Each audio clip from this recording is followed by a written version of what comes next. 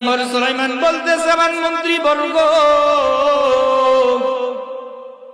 আমি যেন বিবাহ করব, তোমরা যেন আমার জন্য মেয়ে দেখবা, ওই মেয়ের মধ্যে কমপক্ষে 4টা গুণ থাকতে হবে। সুবহানাল্লাহ। কয়টা গুণ থাকতে হবে জোরে বলেন, আরো জোরে বলেন, কয়টা? আরো জোরে। এইটা আমার জন্য তোমরা মেয়ে দেখবা, ওই মেয়ের মধ্যে কমপক্ষে 4টা গুণ থাকবে।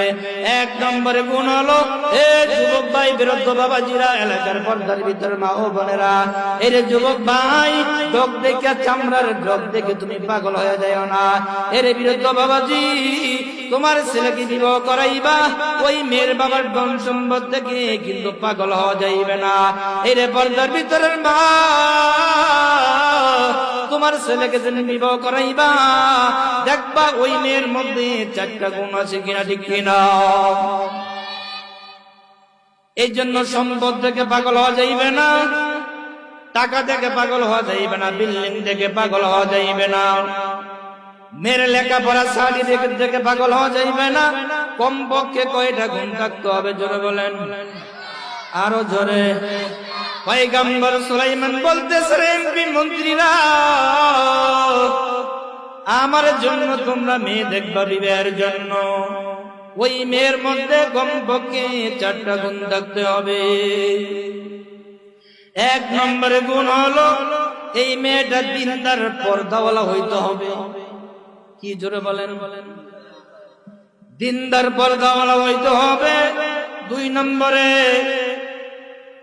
এই মেয়ের বংশটা অত্যন্ত ভালো হইতে হবে, ভালো বংশের মেয়ে হইতে হবে।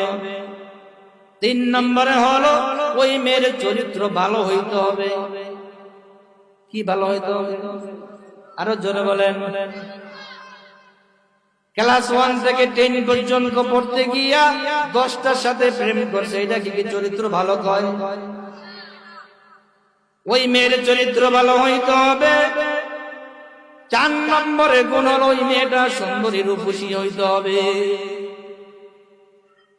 এর যুবক ভাই, বিরুদ্ধ বাবাজি, হে এলাকার পর্দার ভিতরের মা ও বোনেরা আমার, এই 4টা গুণ আছে কিনা, এই 4টা গুণ দেখে তুমি সন্তানকে বিবাহ করাও।